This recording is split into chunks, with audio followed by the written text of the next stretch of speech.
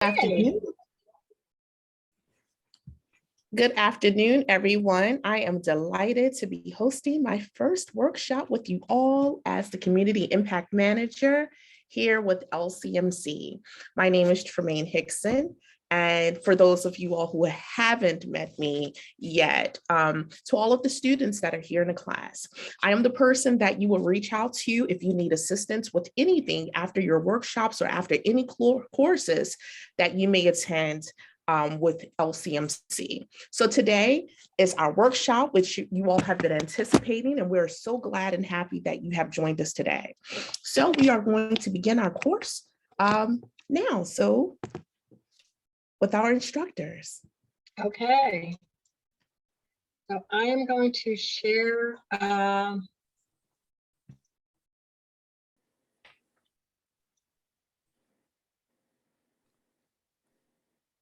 okay, can everybody see the screen now? Paying for college?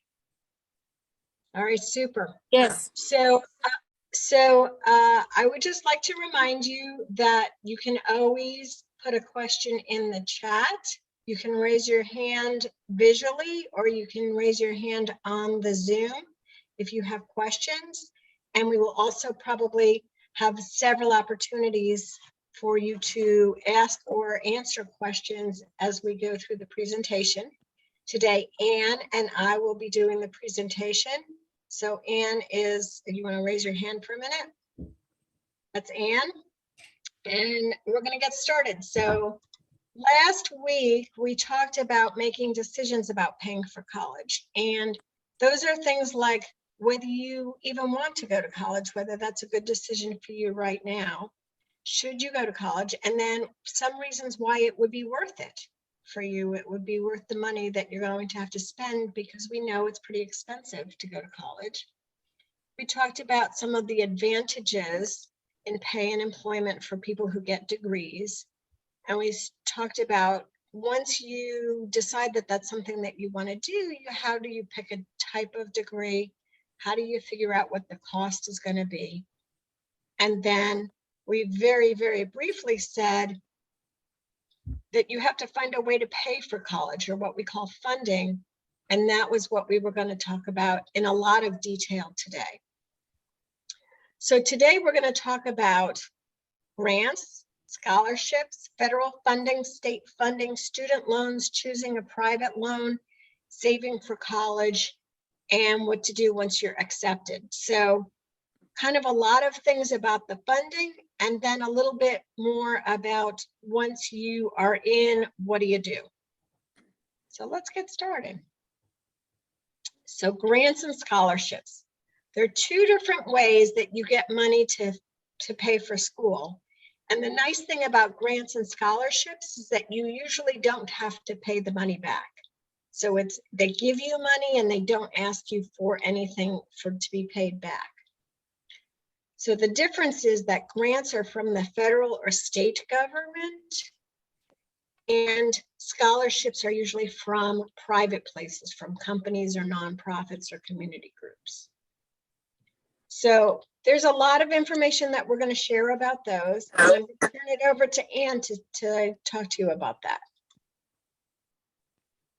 All right, thank you, Deb. So let's start with one of those funding sources, which is grants. So what are grants? Grants are money from the federal or state government, or sometimes from the college itself. The good thing about a grant is mostly you don't have to pay the money back, although sometimes you may have to pay it back. For example, if you receive additional funds from somewhere else, okay, that's because the grant itself is usually need-based. So if you do get money from someplace else, they may reduce the amount of your grant or have you give some of the money back actually. So it is need-based. You also might have to pay some of the money back if you drop a course or courses, or certainly if you drop out of the program altogether, okay? The application is usually very straightforward, and we'll go into that in a minute. As I just said, awards are need-based. This means that the government or the college considers that you do not have enough money of your own to be able to pay for this college course. And you usually do have to apply every year. Okay, so those are some key things about grants. Now let's go ahead and talk about scholarships. So what are scholarships? Scholarships are different than grants. This is money from usually companies, nonprofit organizations, or sometimes community groups. You don't have to pay this money back, and there's no limit to the number of scholarships you can get. So these are not like grants, as I just mentioned before. Grants, if you get more money, you may have to pay some of the grant back. Scholarships, you can usually apply for and get as many scholarships as you want, and you will not have to pay the money back. You can just keep all the scholarship money that you get, okay? It's usually awarded for some reason, like maybe your grades, maybe some particular skill that you have, or there may be some category of life that you fit into, okay? They can be very competitive. So the bigger scholarships, many people will apply for those, and they can be national scholarships, right? It can be quite a few $1,000s, and it can be that anybody from the whole country is able to apply. Other scholarships might be smaller scholarships and not have so many applicants, okay? But the bigger ones, lots and lots of people do apply. These are usually a little bit longer than the application form for a grant. Usually there's not only an application form, but you'll probably have to provide some other written things like an essay, for example. So it takes a little bit longer to fill out. Again, you may have to apply every year. Not always the case. Occasionally scholarships are given for more than 1 year, but oftentimes you do have to apply for it every year. So here's just a few typical examples. If you're an employee of a company, so let's say you work for one of the big companies, maybe Walmart or Target or even McDonald's, they may have scholarships that you can apply for just for their employees, or sometimes for their employees' children, okay? Sometimes if you belong to a church, I know our church has a scholarship that was funded by 2 generous people years ago. And so every year there's a scholarship. It's not a lot of money, but it's a few $100s. And anybody who goes to our church can apply for it. Also, for example, if you're a child of a veteran who has served in the United States Armed Services, you may have an application possibility there for a scholarship award, okay? So again, quite a lot of differences between grants and scholarships. So how do I find out more about these federal grants? This sounds very interesting, right? So we've given you a website here, and don't forget, you will receive this PowerPoint, so you will be able to access the link yourself. The website is www.studentaid.gov. And look through this website very carefully. It has a lot of information on it, but we've listed here the main grant that is on this website is called the Federal Pell Grant. This is for undergraduates, which is different than a graduate degree. This would be your first degree. And you can be awarded as much as, and this was last year's figure, but it probably hasn't gone up much. You can be awarded as much as $6,345. Okay, that's the maximum. There's also a federal supplemental education opportunity grant.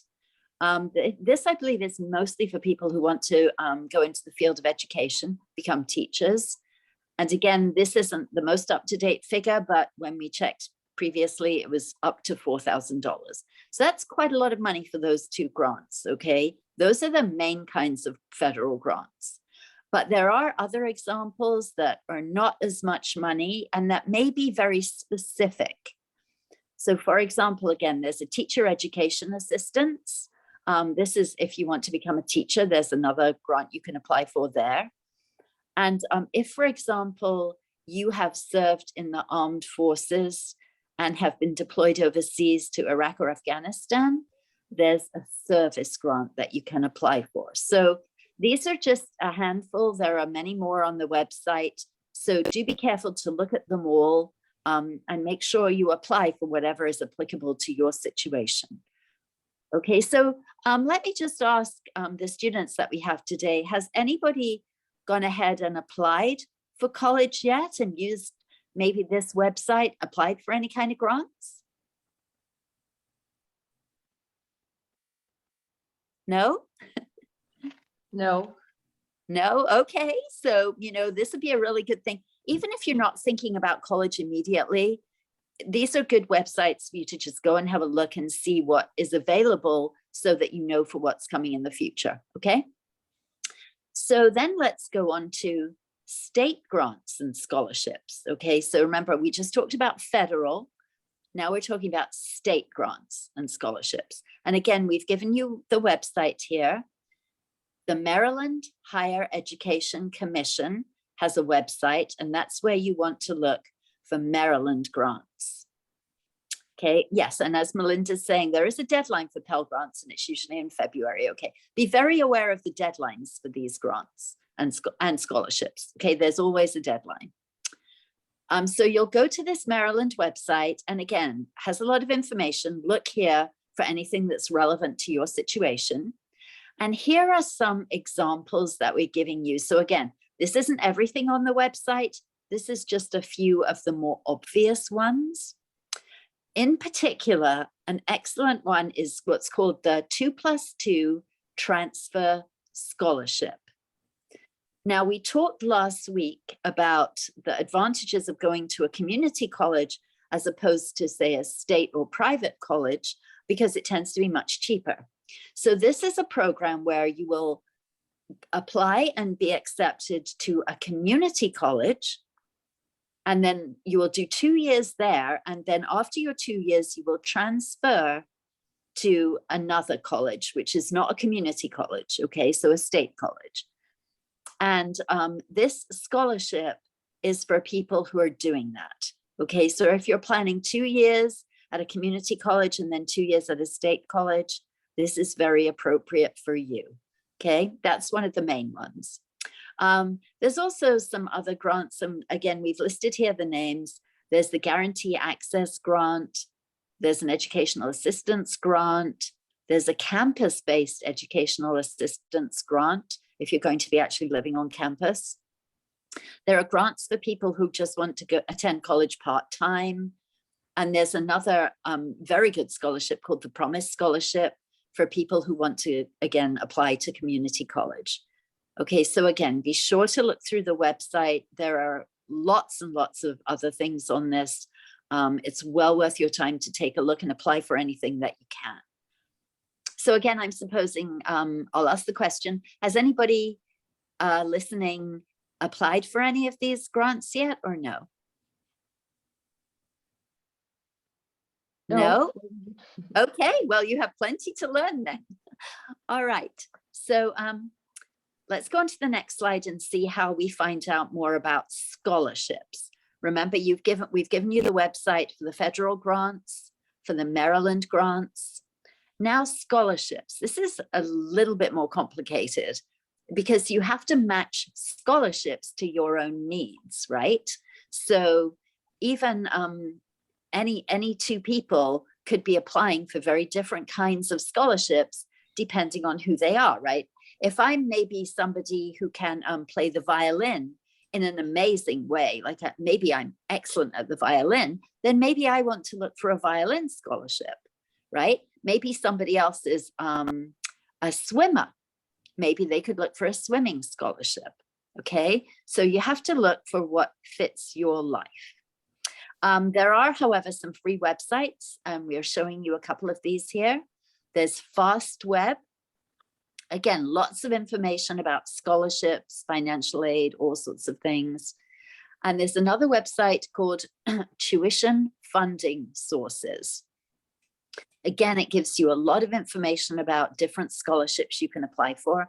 And also don't hesitate to just Google scholarships, or, you know, Google maybe something more particular like scholarships for swimmers, scholarships for athletes, scholarships for 4.0 average.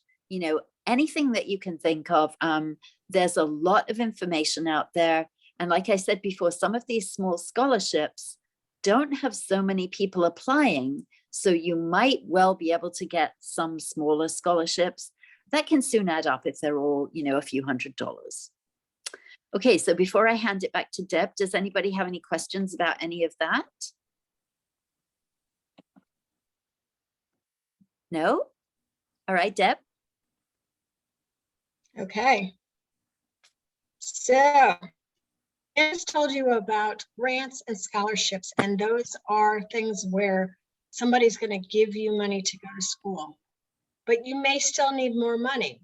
So you may need, or you may not have gotten the grants and scholarships. And so what if you still need more money to be able to afford to go to college? So student loans are loans that you get, and we're going to talk about where you get them a little bit more, but those are places that they give you money, but then you have to pay it back. And usually you're going to have to pay it back with some interest and fees. So we'll talk about that too. So part of what we're going to talk about now is helping you determine how much you can afford to borrow, how much debt that you can handle. So debt is money that you have to pay back. And we're going to shop for the best deal because that's really important. You want to get as good a deal as you can. There are loans from the federal government, and that there are also loans from private companies. And we're going to talk about the differences between those and why you should know the differences. And we'll also talk about some opportunities to earn money in jobs on campus. A lot of colleges will have what they call the work-study jobs, and that means that they pay you to do some jobs while you're going to school. And then at Montgomery College, which is really important for all of you guys because you live in Montgomery County, is that there is an educational opportunity center, and they help you look for more funding and get assistance if you live in Montgomery County. And so we gave you another website. So you're going to have a lot of links in this presentation when Raul and Tremaine send it out to you. And you're going to be able to click on those. But like Ann said, there's probably even some more that you can look at before you get to being done. So let's just talk about how much debt you can handle, how much you should afford to borrow. So the repayment needs to be affordable. You have to be able to pay it back. And the guideline is that you usually want it to be 10% or less of what you're going to be able to earn after you graduate and after taxes. So that's pretty complicated. And the reason that we gave you this loan payment calculator link is because it is calculated and it helps you figure it out. So let's just talk about an example. So the example is Maria, and Maria wants to go to a four-year college. She wants to be an accountant, and she knows that if she gets a job as an accountant with a four-year college degree, she could make about $50,000 a year, and she wants to know how much debt she can borrow for the 4 years. So probably nobody's going to be able to figure that out ahead of time, but what are some of the things you think she should think about? Anybody?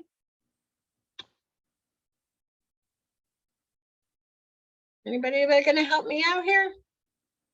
No? All right, well then we'll talk about it and then I'll ask you again. Okay, so she knows that she's expecting to make about $50,000 a year after the 4 years. She knows she's going to have to pay taxes, and she knows she has other costs too. She has to pay for rent, for food, for all the things, for her car, for anything that it means that she's going to have to pay for when she's just living, right? And she needs to figure out all the costs to repay the loan. So that's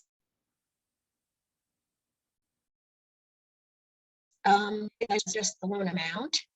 So she needs to make sure she has enough for all of those things.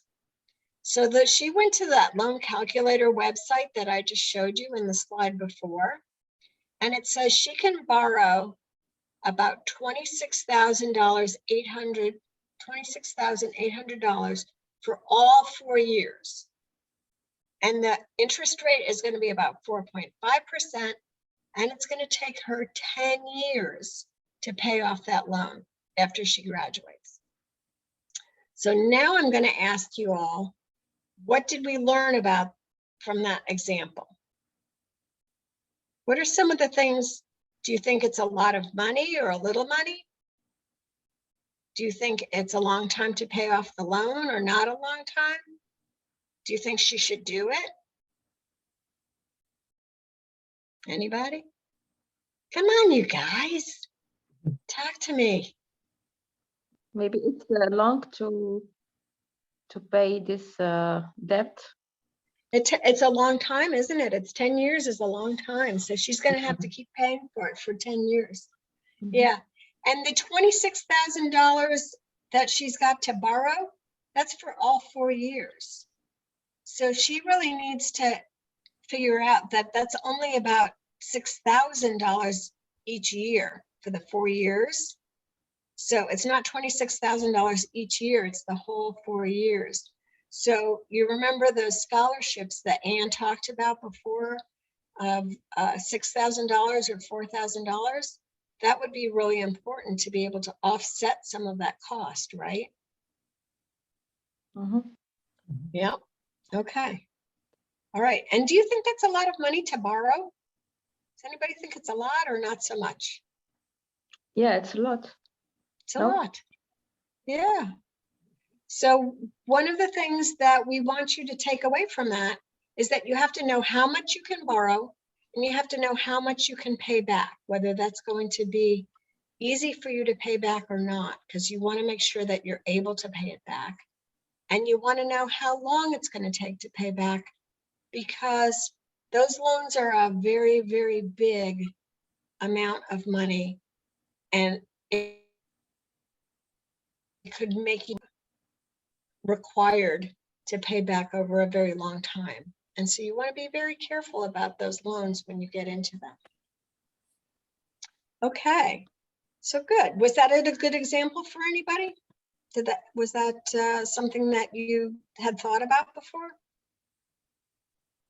No, it's for the first time. Okay, good. All right, well then that's helpful. Yeah. Okay, Ann, you want to take over again about how to find those loans? Yes. So we're talking here about shopping for the best deal, right? We've got to think carefully what we want to apply for, how we want to fund our education. So here's a little comparison.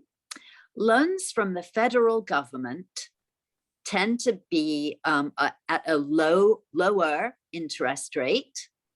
They tend to be at a fixed interest rate. And this means, as we've talked about before, there are two kinds of interest rates. There's a fixed interest rate and a variable interest rate.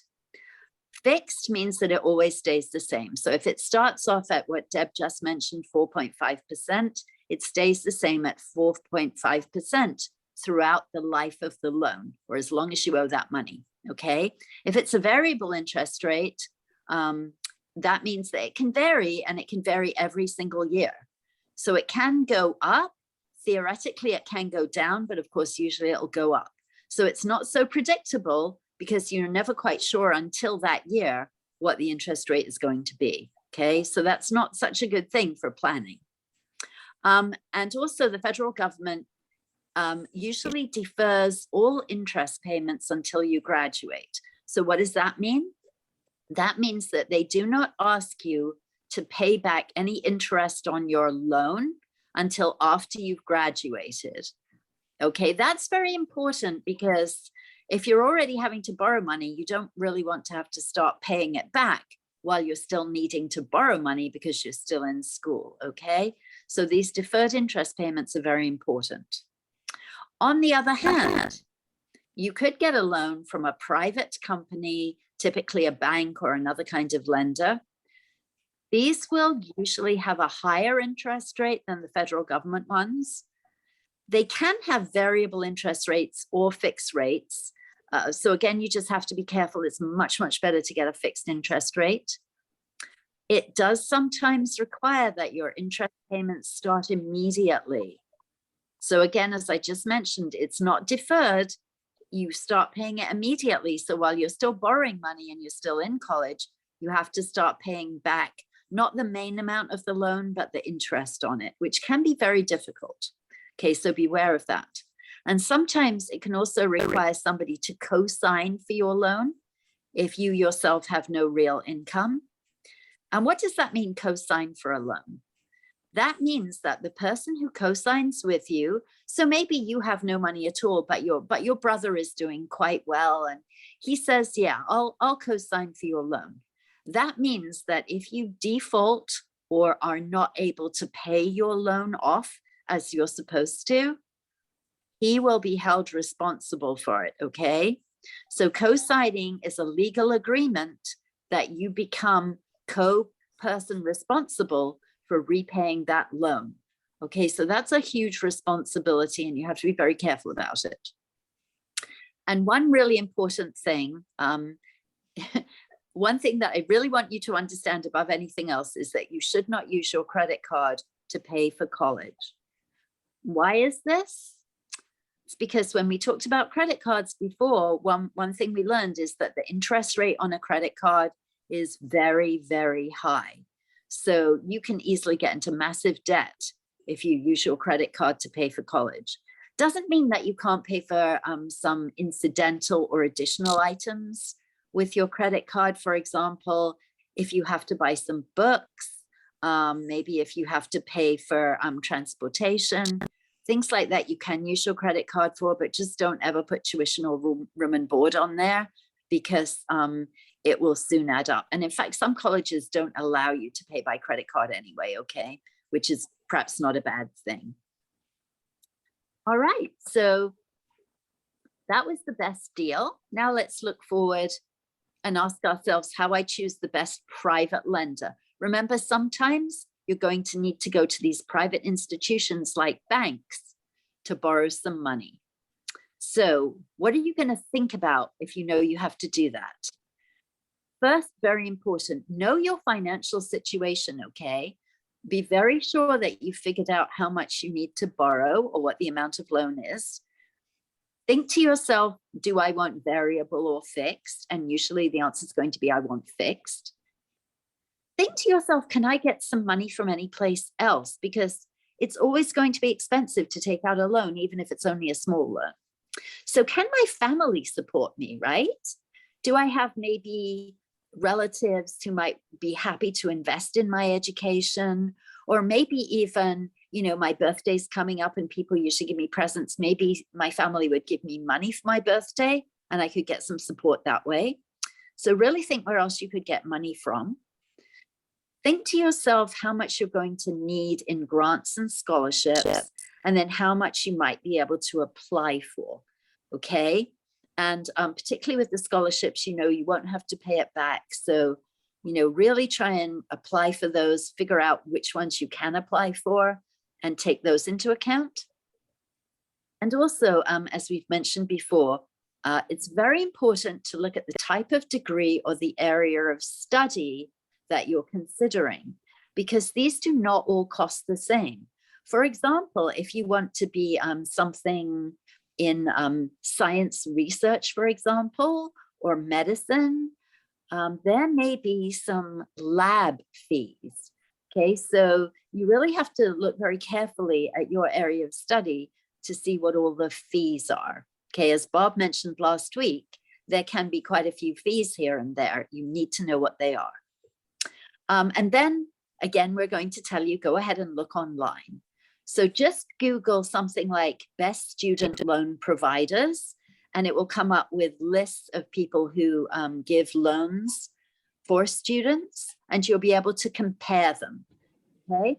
So it's very important that you do a lot of comparison because, as we've mentioned before, all sorts of things can be very different, including interest rates, time for repayment, that kind of thing. And you want to compare very carefully.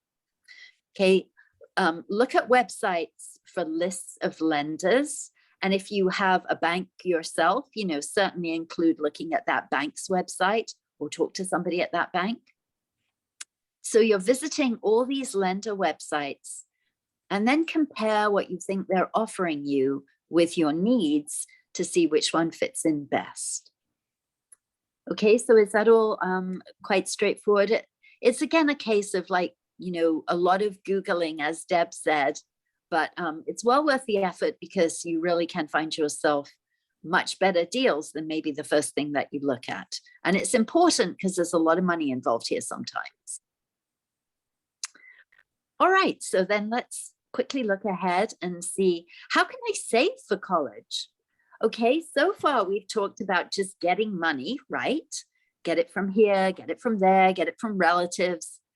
But how about actually saving for college? All right, you're going to be in a much better position if you start off when you go to college, that you actually have some money already saved to put towards your tuition. So are any of you already saving for college? Yes or no, or maybe? Anyone? No. No. Okay, don't be afraid to say no. Okay, this is why you're listening to this presentation, is so that you learn, right? That this is important. All right. A very brave answer. No. So what am I going to tell you? I'm going to say, please do go ahead and start saving if you can. All right. Some of you may have children that you want to save for, or you may be planning to go back to college or school yourself. And so you'd need to save for yourself. Okay, so we're going to give you some very good ways to save. But I do just want to say, it's so important. Any money that you can put aside is money that you don't have to borrow. So even if it's only a little bit, even if it's only a few dollars a month, you know, please start as soon as possible. And you can certainly start by just saving money in your bank account, right? But what do you think might be the temptation if you save money in your bank account, right? What might you do with that bank account money if you're saving it, and then maybe you want to go on vacation? What might you do with that money? Anyone? To block it. Well, you might just go ahead and spend it, right? I might be like, you know what, it's not a lot of money. Oh, I really haven't tried very hard. I'll start again next year because college is a ways away. And maybe I'll just go on vacation with the money, right? If it's in your personal bank account, there's nothing to stop you doing that. And you are so right, you know, it would be much better to block it somewhere so that you couldn't do that. Otherwise, it's a little bit tempting, right? So there are these plans called the State 529 plans. I'm going to come back to that in a minute, but these are very important. The State 529 plans, those are particular savings for higher education. So let's also ask ourselves, does it matter how much time you have, right? If I'm saving for college for my child, if my child is now, let's say 10, I have probably 8 years before my child goes to college, right? So 5 to 10 years of possible savings, that could be some very good savings. On the other hand, if I personally plan to go back to college in 1 or 2 years' time, obviously that's a lot less time for me to save money, right? 1 to 2 years, ooh, short amount of time. 5 to 10 years, good. I could really do some serious saving in that time. So Or again, maybe, sorry. yes. Or That's maybe invest it. To do Yeah. investing. Yes, that's exactly what we're going to talk about in a moment. Invest is very good. And that's exactly what the State 529 plans do. And you can use other investments certainly, but these are just ones that we're going to particularly talk to you about. So yes, excellent point. So let's go ahead and look at banks is the obvious one, right? So banks do have savings account choices. Again, as we just mentioned, you can have personal savings in your own account, either for you or for your children or other relatives. If you have a special savings account, then the money is at least in a different account than your usual checking account. And that may offer you a little bit of interest. And it may also require perhaps that you have to keep the money in there for a certain amount of time. So you might be able to have something like a savings account in a certificate of deposit.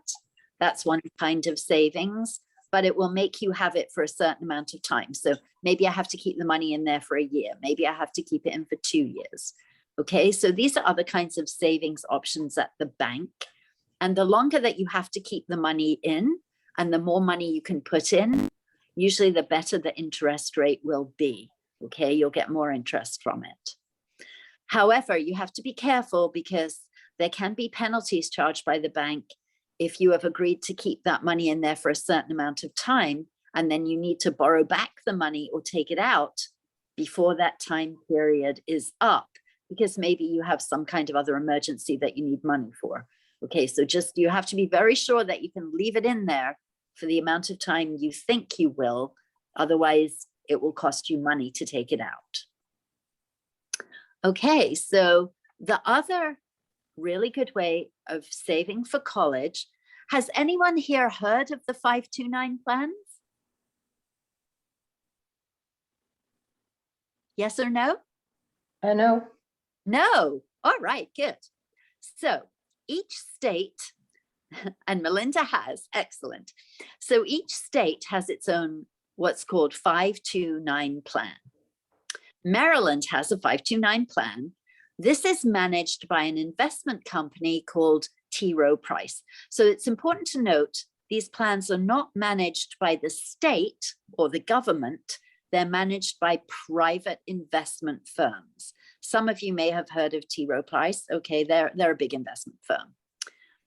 Now, you might live in Maryland. That doesn't mean that you have to use the Maryland state plan, okay? You can use any state plan in any state in the whole country. So I could use a plan in Connecticut. I could use the Texas state plan, the New York state plan, okay? It doesn't matter. It's not where you live. It just happens to be run by somebody in that particular state, okay? These plans are for children and adults. So you can open one for your child or one for yourself. You can only use it. These are education expense plans. Okay, you can only use it for education expenses, but it can be any education expense. So it can be tuition, it can be books, it can be your room and board. So paying to live on a campus. So as long as it's education, you can use it for that. Now it will ask you, each plan will ask you what investment option you want to follow. So it will give you a series of choices, usually not very many choices, and you'll just have to pick one. Okay, so that's all pretty straightforward and usually explained on the website. Also, the very good thing is that the money grows federal tax free. So you do not have to pay federal taxes on the amount of interest that these plans earn. That's really good because if you have your money in a bank account, then you do have to pay federal taxes on it, okay? If you earn interest. But these plans, you do not have to pay federal taxes on this interest that you earn. Okay, that's important. And you can open an account, a 529 plan, with as little as $25 in it. Okay, so hardly any money and you can open a plan. The really good benefits or good things to know is that if you have quite a few years to plan, that 5 to 10 years to plan, these are really, really good. Money can really grow quite well. Usually the plan will belong to the parent or yourself. So if you're saving the money for yourself, it's your plan. If you're saving it for your child, it's still your plan. The money is still yours. Okay, a lovely feature of this is that other people, besides just you, can add money to your 529 plan. So again, back to birthday money, right? So if your aunt and uncle usually give your child birthday money, you can say, hey, you know what? maybe instead of giving them birthday money or a present this year, how about you put a few dollars into the 529 plan for when they go to college? Okay, so anybody can put money in, which is great. Now, supposing, this is a really important question. Supposing that your child ends up not going to college, right? Your child decides that after all, they want to be a musician and they don't need to go to college. No, thank you. Now, if you've saved the money in the 529 plan, what are you going to do? Can you use it for something else?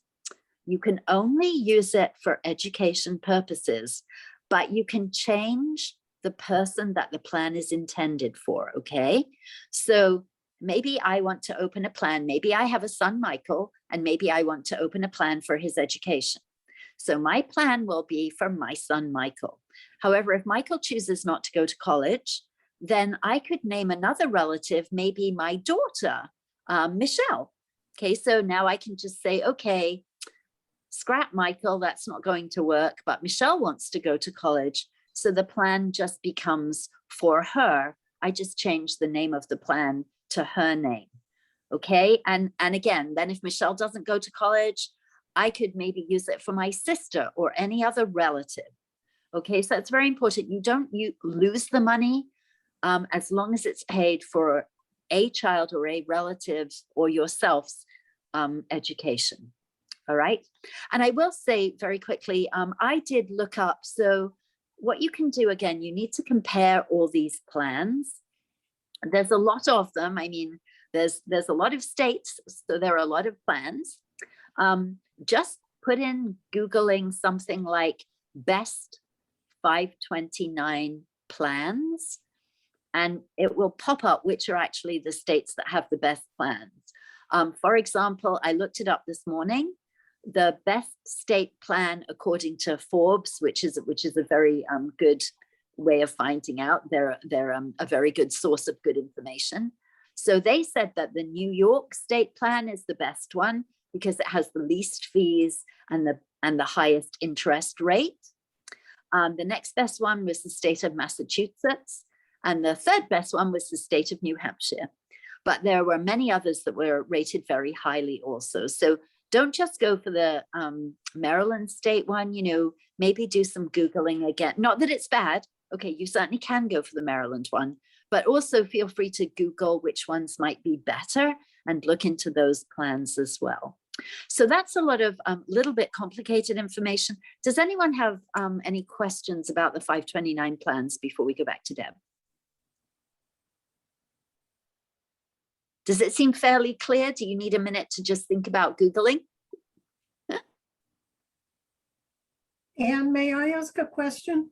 Yes. Does money in a 529 account have to be used within a certain number of years? I don't think so. I think it's just sort of like an ongoing investment account. So I don't believe so, Carol. And that's a very good question. So, but that's another thing to look up, when you research the information. That's a good question to ask. Is there any time limit involved? I believe usually not, but you should make sure. Thank you. Mhm. All right, back to Deb. Okay, so we talked a lot today about deciding about college. Last week, we talked today about funding for college, getting money for that. So when you decide you're ready to apply for college, you have to decide which schools you're going to apply to, which schools are the ones that are going to really meet your needs. So that's the type of degree, that's the type of, whether you're going to a 2-year college or a 4-year college, or you want to go to 2 years and then swap into a 4-year college for the last 2 years. So now you're going to fill out college applications. College applications are a lot of information, and you can get help with that usually in a couple different places. But then also what we're talking a lot about today, because we're talking about the funding, is that you're going to fill out this form called FAFSA. And what that stands for, it's a abbreviation for the Free Application for Federal Student Aid. And if you fill it out, you're filling it out for a lot of different schools. They all use the same one. So you want to fill that out as soon as possible because different schools look at the same thing, but some schools award on what we call the first come, first served basis, which means when they get applications and they decide they want to give money to somebody, once they give away all the money that they have to give away, there's no more. And some will look at all of the people who are applying first and then decide how they're giving out money, but some won't. And so if they're giving out first come, first serve, the money could be gone if you don't apply right away and make sure that you're in there at the beginning. And then the other thing that you want to do is you want to make sure that any other grant or scholarship that you can find that you think meets your needs, like Ann talked about, that you would apply for those as well. Generally, if you've chosen a college, they have what they call a financial aid office. And those are people who are counselors who are going to help you, who are going to assist you. And they have those people on staff. And then, like you've been told a couple different times by both Ann and me, the internet has a lot of information and you want to do your research yourself for a lot of these things. And you want to make sure that you're using reliable sources. So you want to make sure, like Ann said, that if you are doing some of this research, that you're doing it with places that you trust. Okay, so last time we asked people if they were interested in going to college. Has anybody applied to college yet? Luna, you told us last time that you were going to look at master's programs. Have you applied for that? Luna? Not yet. Not yet. Okay. Has anybody else applied for college? Or their children applied for college? Not yet. Not yet. Okay. All right. So good.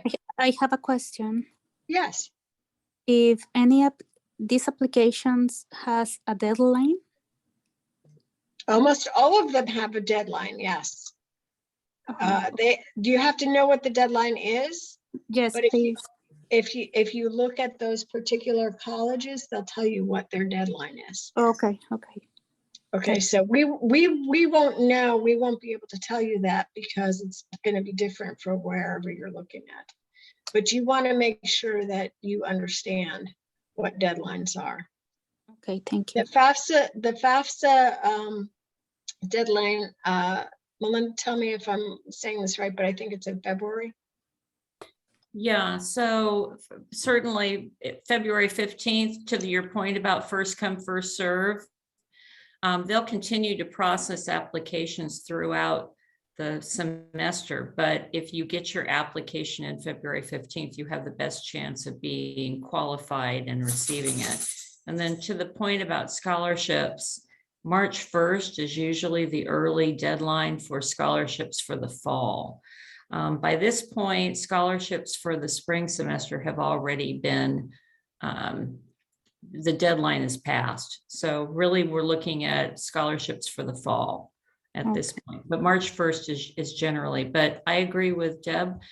Go to the particular school or site and see what their application deadline is. It can vary.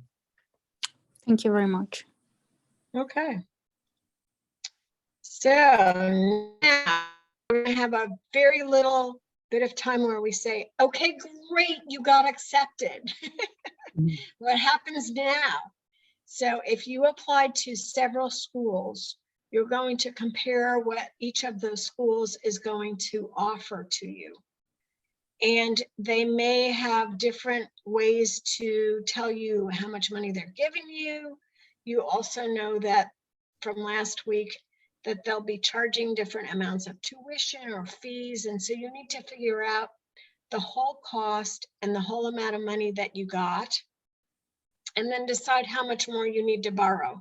So before you go get, those loans that we talked about from the federal or the state governments or from private lenders, you need to know how much you need to borrow.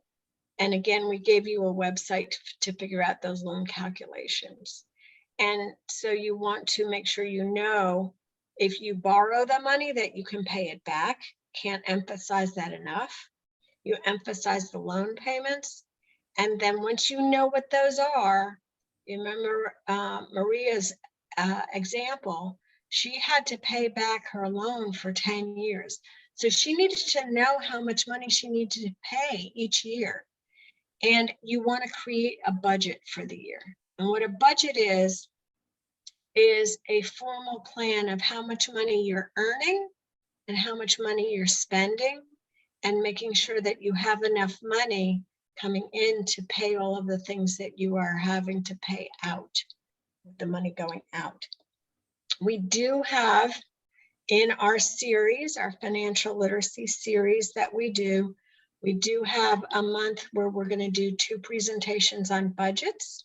So if that's something that you would like some help with, we are encouraging you to come back for that.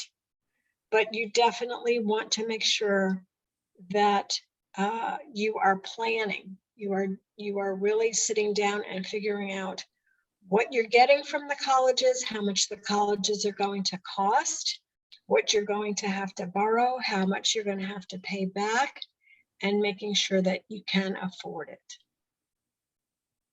Any questions about that?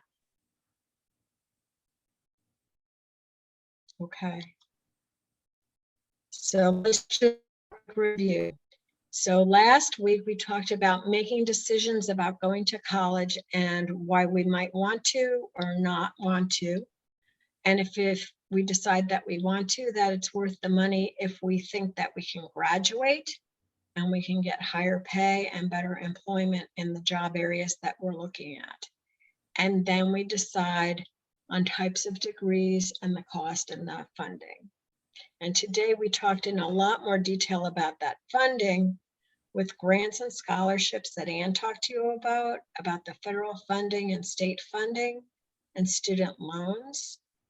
And then if you're going to get a student loan and you're not getting it from the federal government, how do you choose a private lender? And we talked about saving for college, which is very important because even if you are planning on just a year from now, you could still save money. But if you are saving for your children and you have a bunch of years to do that, you know that if you save a little bit every month, it adds up over time. And so saving for college is really, really important. And then we just finished up real quickly about what to do when you're ready. So we are going to also in this series talk about continuing education, and continuing education has to do with if you go to community college for a particular type of associate's degree, or if you go to a trade school, all of those things can be things like welding, or plumbing, or electrician, or nursing assistants, how that is different from going to college. And that's part of our series also. Okay, I see something in, so that is pretty much what we're doing. We have a last chance for questions or comments before we wrap up. Anybody? Okay, then I'm going to turn it back to Tremaine to wrap it up. Thank you so much. This was such a great workshop today regarding grants and how you could afford and take care of your college finances. Very important. I have students, well, I'm preparing later on in life for 2 additional college students. So this was even useful for me, just remembering, you know, the process in which I went through for myself and for my daughter, who's a college graduate as well. So thank you so much again, everyone. If you need to get in touch with me for any reason at all, my email address is Tremaine. You spell that TRAMAINE @lcmcmd.org. I'll say that again. Tremaine, T as in Tom, RAMAINE at lcmcmd.org. Thank you, Raul, for putting that in the chat. It's in the chat. So you guys, thank you so much. And we'll meet you at our next workshop where we will continue and finish up the series. Thank you so much and have a great rest of the afternoon. Thank you. Bye-bye.